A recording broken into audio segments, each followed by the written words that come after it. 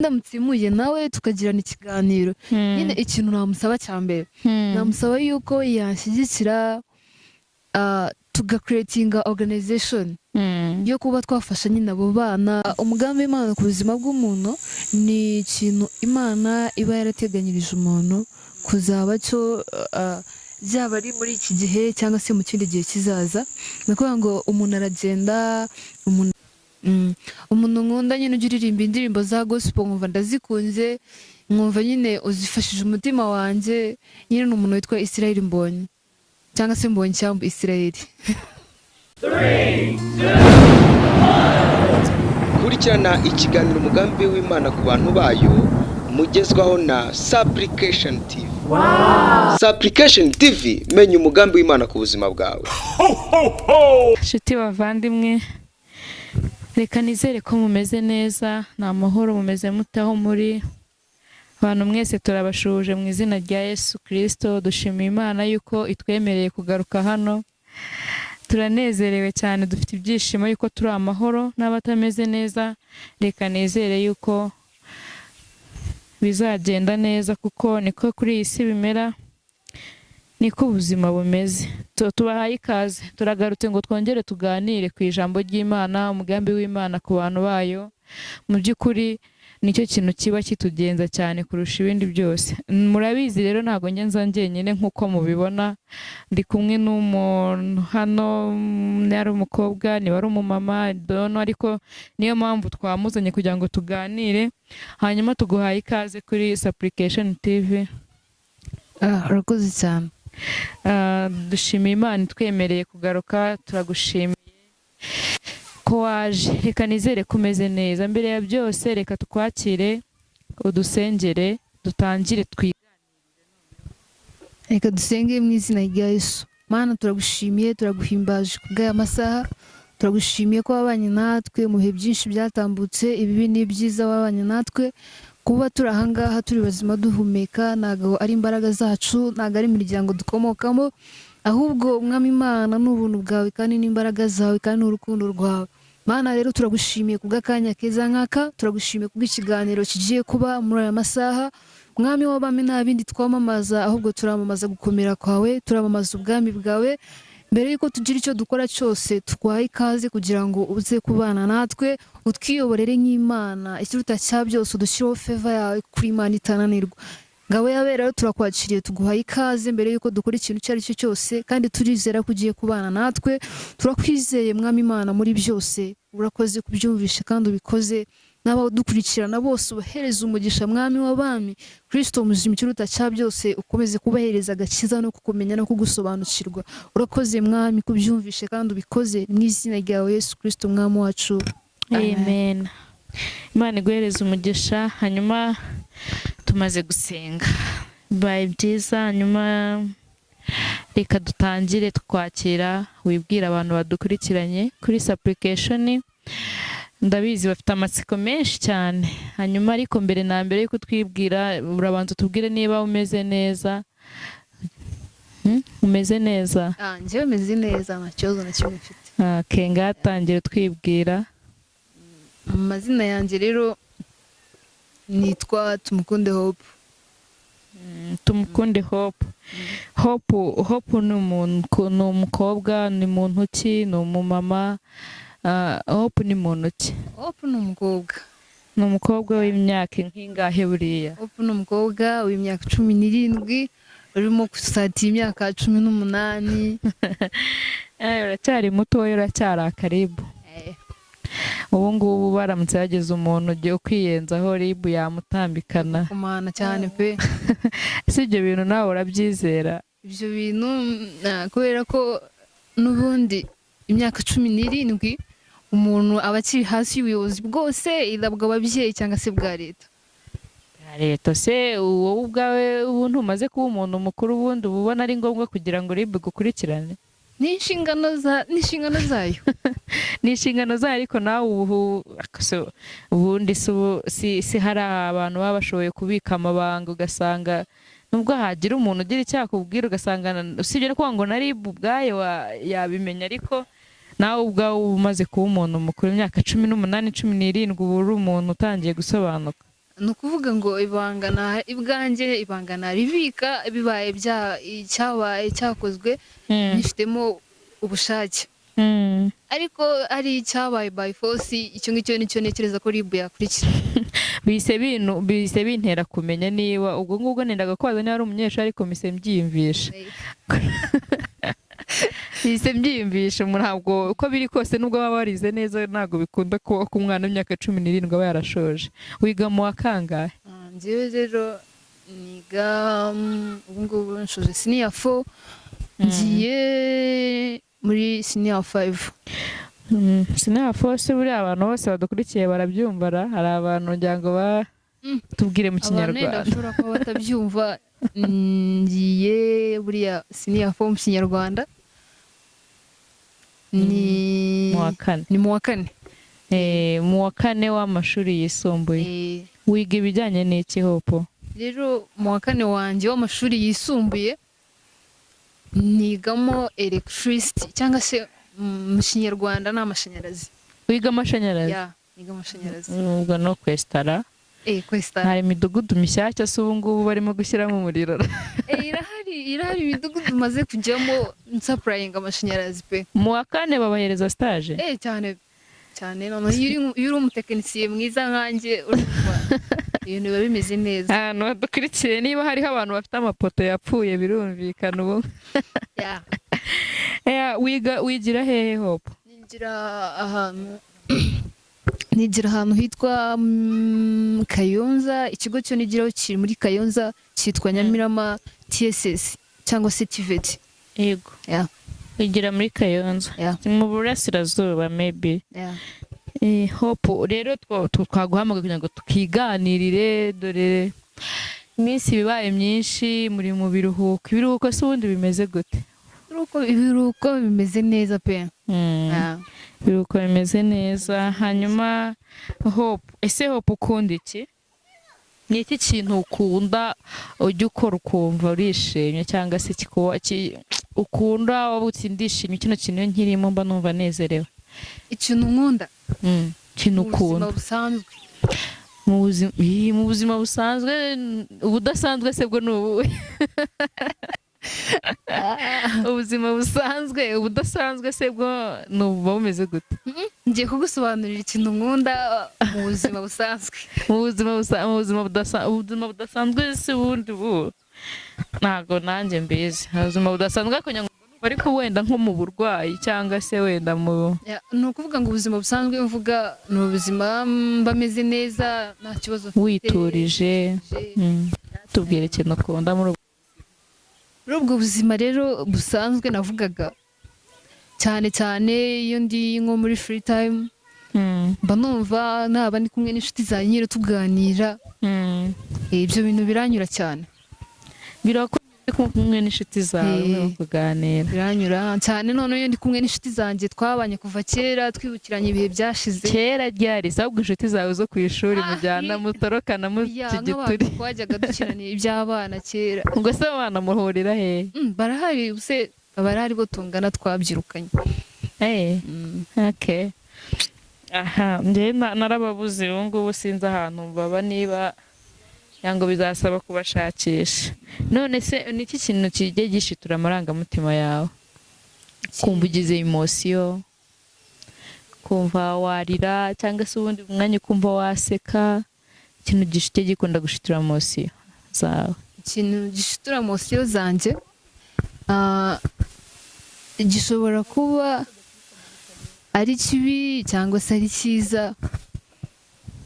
Ariko cyane ikintu gishitura emotion zanjye ni nk'iyo mbonye umuntu arira, nyine nanjye mpita numva muri njyewe nyine sinzi nanjye emotion aho ziva, nyine nkumva nyine sinzi ukuntu mbaye. Numva nyine emotion nanjye nyine ziramfashe. Twajyaga tubona kera ugasanga umuntu w'umwana wenda hariho nk'abana b'abakobwa cyangwa se bashatse bakiri batoya, noneho akabyara umwana. None umwana abana bajyaga bagira ibintu bita ibiryo mu nda umwana karararira, noneho umwana yagera mu gicuku arimo kurira na nyina nawe aho kugira ngo amuhoze byamucanga nawe akarira. nanjye niko mba mbibona kuko emosiyo zanjye ziza vuba cyane cyane nk'iyo mbonye umuntu ari maze igihe nabona nyine mba numva zije uwo mwanya. aha ndumva bitoroshye. none se Hope ni uwuhe mwa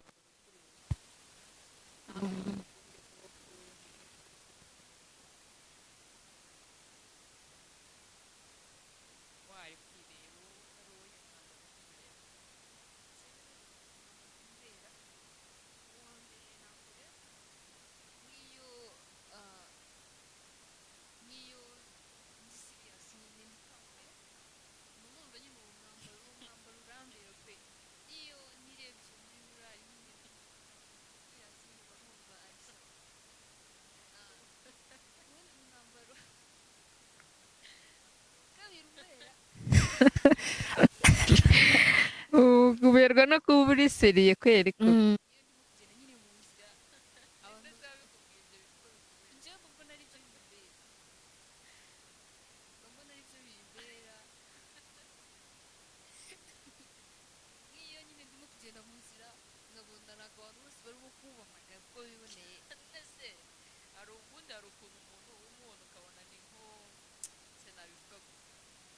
abantu bakunda kuba bari seriye wenda nk'abasirikare.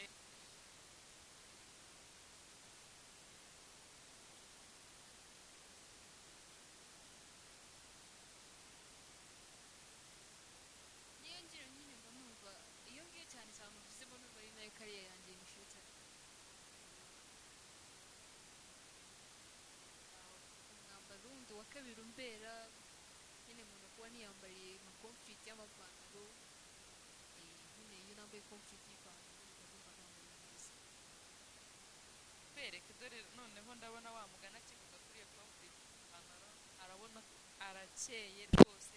nanjye ndi umugabo wo kubihamya yuko amubera, murabona ko nyine arakeye ahantu hose. noneho yaje yambaye akantu k'umukara dore n'imvura yaguye. mana yanjye uyu mwana w'umukobwa rwose ahangaha nanjye ndabyemeye. ndaza kukubwira mu kanya ugende uri seriye nanjye ndebe ko bikubera. ndaza kugusapotinga akantu kuko karantunguye cyane. ni iki uhora usaba Imana ngo izakurinde mu buzima bwawe Hope?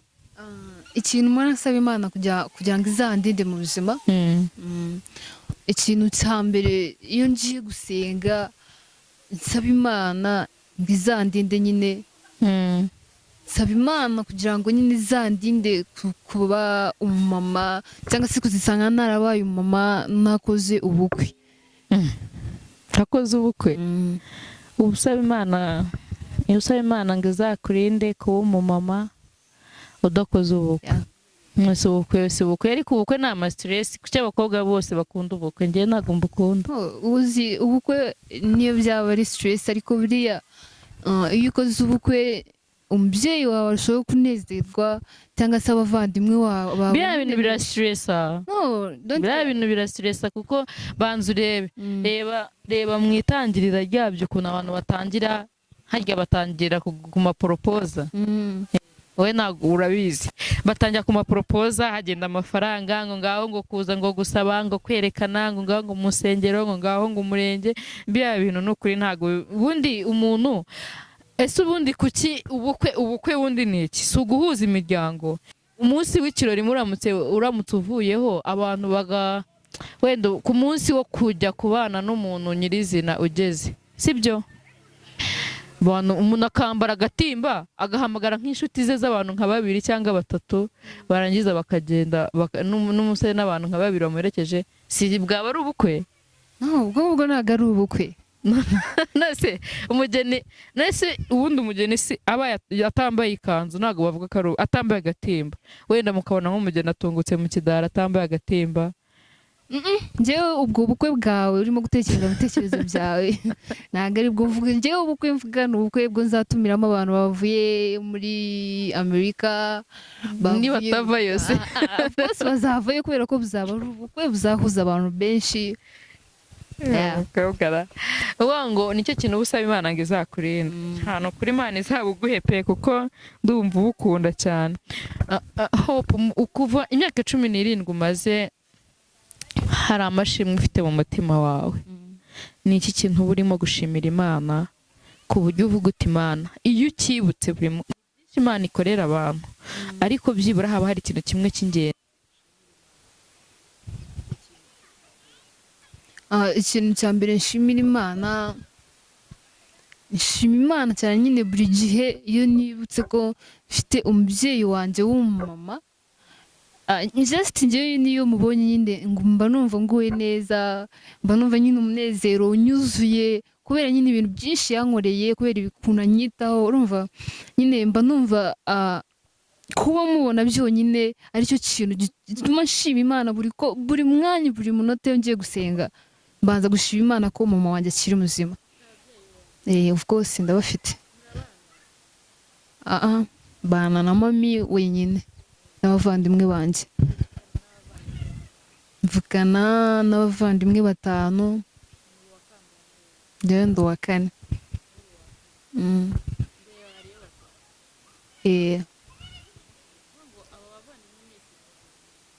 Yego.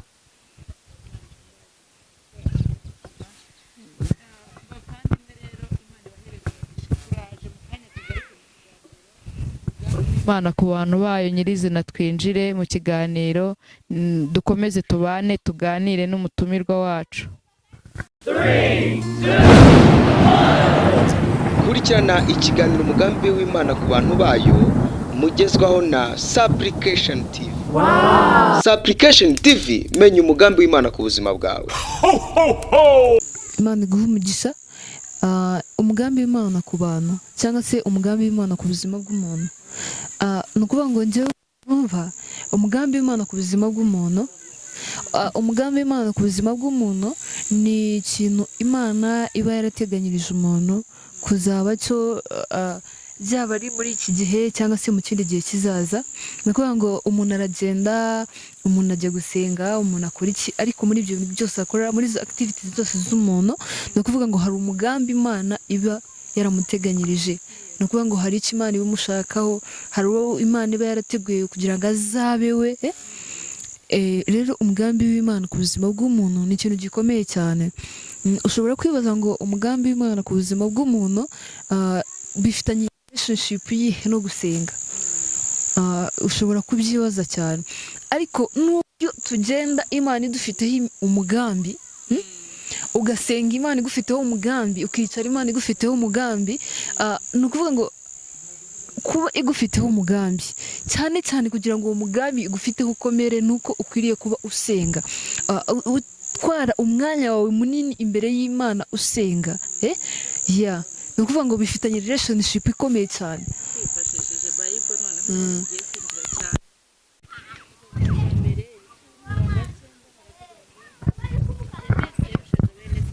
Ngo Yabesi yarushaga bene se icyubahiro, nyina yamwise Yabesi kuko yavuze ati yabyaranye agahinda. Yabesi ngo atakambira Imana ya Isirayeli ngo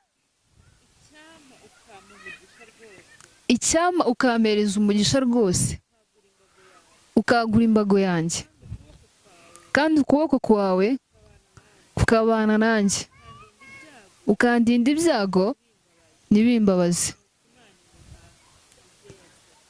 Amen. Ni ukuvuga ngo yatakambiye Imana ngo arayibwira ngo icyama nanjye ukampereza umugisha. Amen. Haleluya. Aravuga ngo icyama ukampereza umugisha wanjye. Amen. Twumvishije neza ngo bari baramubyaye, ariko mama we wamubyaye yamubyarana agahinda. Amen. Arangije we bwite atakambira Imana, aravuga ngo icyama nanjye ukampereza umugisha wanjye. Amen. Ikintu turimo kuvugaho cyane ni ikintu cyitwa umugambi w'Imana ku buzima bw'umuntu. Amen.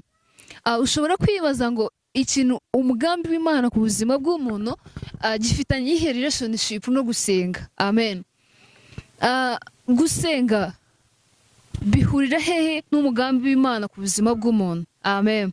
Twagiye tureba abantu benshi mu mabibiriya bagiye imigambi yabo Imana yabaga ibafiteho yagiye isohora kenshi kubera ko barasengaga, amen. Natwe rero dukwiriye gusenga, dukwiriye guhamagara Imana kugira ngo imigambi Imana idufiteho tuzabashe kuyigeraho, amen. Umugambi w'Imana ku buzima bw'umuntu bishobora gutinda, ushobora guca mu bigeragezo byinshi cyane ukibaza se koko ibi bintu bimeze gute, ibi bintu birimo ukumva ibintu birakuyobeye, amen. Ariko kubera ko Imana ibigufiteho umugambi, iyo winjiye mu gusenga cyane uwo mugambi w'Imana ukawusengera, ibintu birushaho kugenda neza, amen. Nawe icyama aho uri hose ugasenga ukavuga ati Mana nanjye bikunze wamereza umugisha wanjye, amen. Kuko dusenga Imana yumva, Imana idufiteho imigambi myiza itari mibi, amen. Imana rero iyo igufiteho umugambi, niyo waca mu bigeragezo, niyo waca mu bintu byinshi cyane bikugora, ushobora guhura n'ibigeragezo by'indwara, ushobora guhura n'ibigeragezo by'ubukene, ariko kubera ko Imana ibigufiteho umugambi wayo, igihe icyo ari cyo cyose, isaha iyo ari yo yose, umugambi w'Imana urasohora ku buzima bwawe. Ni ukuvuga ngo ibihe bibi naba naraciyemo, hari amasomo menshi nyine nagiye nkuramo, ariko cyane cyane muri ibyo bihe bibi, sinzi niba abantu bose bakuramo inyigisho imwe, ariko ngewe muri ibyo bihe bibi nagiye nkuramo inyigisho yo kwihangana. Niki cyagufashije?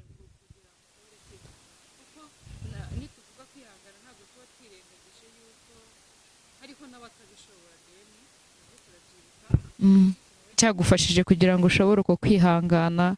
Ni ukuvuga ngo ibihe bibi hari abantu benshi bagenda bananirwa, ugasanga bishakiye inzira, sometimes izo nzira zibabereye mbi kubera ko bananiwe kwihangana. Ni iki kintu noneho nyamukuru wowe cyagufashije kuvuga ati iyi ni intwaro yanjye yancishije muri ibi bihe bitari byoroshye? Ni ukuvuga ngo gusenga nicyo kintu kigenda kidufasha mu bihe bibi, mu ntambara, mu makuba yose tuba turimo muri ubuzima bw'iyi si. Ni ukuvuga ngo kwihangana umuntu agushobozwa no gusenga. Yego, Imana iguhereze umugisha.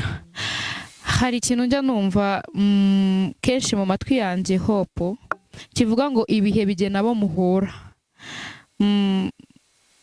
Mpora nibaza, wenda kuva igihe twatangiriye kuganira nibazaga, nk'iyo wicaye ibihe biramutse bije bikakubaza ahangaha wicaye cyangwa se mu rugo we wicaye, ngo tugiye kukugenera umuntu muhura, ariko uwo muntu uramuhitamo. Uwo muntu wahitamo nde? Ninde muntu wasaba ibyo bihe ngo muhure? Ni ukuvuga ngo njyewe ngize chance cyangwa se ngize amahirwe yuko ibihe byambaza bikambaza ati ninde muntu uhora wifuza kubonana nawe.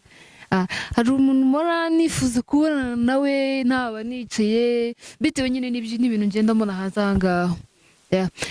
Umuntu rero njyewe nabwira ibyo bihe kunshoboza cyangwa se kunyegereza hafi yanjye ku buryo nabonana nawe, ni umuntu witwa Madame Jeannette Kagame.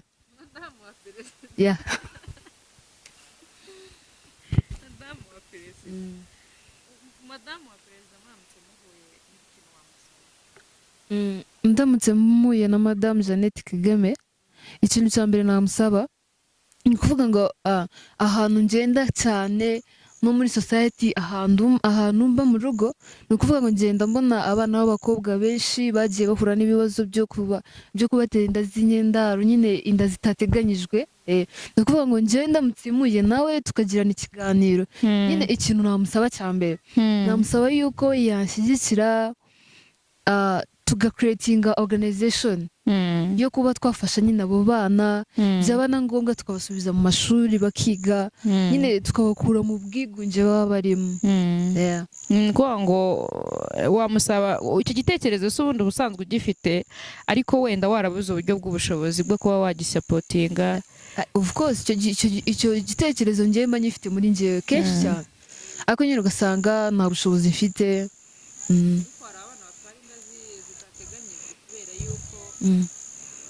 Atari uko babayeho nabi, wenda banabayeho neza, ugasanga wenda impamvu zatumye turashaka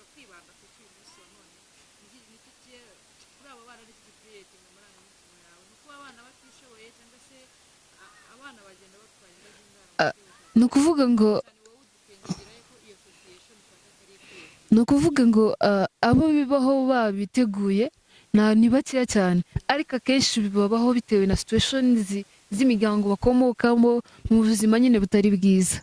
kuvuga ngo uhorana icyifuzo cyo gukuretinga association organization ifasha abana b'abakobwa, ariko iyo miryango irahari, kereka niba ushaka iyawe wenda nawe yaba yitwa Hope Organization. Ibaye nyine bishobotse yanaba iyo Hope Organization, niko ndayifuza cyane. Umuntu nkunda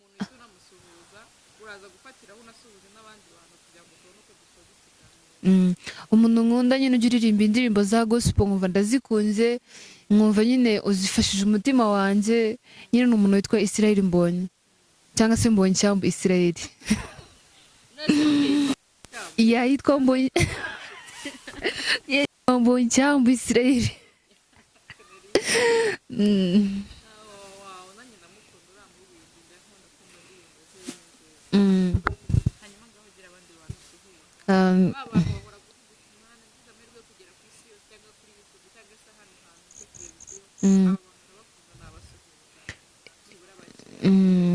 Ngiye gusuhuzaho abantu nyine bakeya. Ndasuhuza brother wanjye yitwa Rwakibibi Godfrey. Ndasuhuza mushiki wanjye cyane ari muri Amerika yitwa Eden. Ndasuhuza sister wanjye nyine akorera muri Kigali.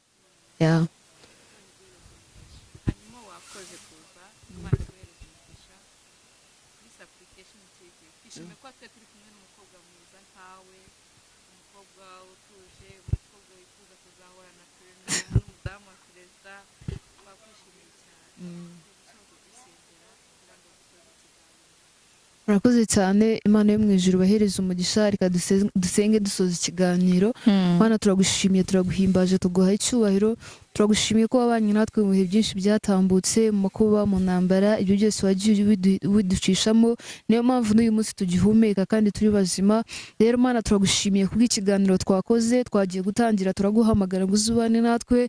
Rero Mwami Imana twabibonye ko wabanye natwe. Kristo muzima dusengeye abadukurikirana kugira ngo ubahereze umugisha uko bwije n'uko bukeye. Kristo muzima ukomeze kutwagura mu byo tugerageza gukora. Turamumaza ukwera kwawe, turamumaza gukomera kwawe. Rero Mwami ngwino utwambike imbaraga. Mwami Imana nziza cyane cyane abadukurikirana ubahereza umugisha kandi ubagure mu mirimo yabo uko bwije n'uko bukeye. Mana turagushimiye, turaguhimbaje n'ukuri. Dusenze rero bukeye Mwami, twizeye ko uzi byinshi kuri twebwe, mu izina ryawe Yesu Kristo Mwami wacu. Amen. Hereza umugisha. Shalom shalom.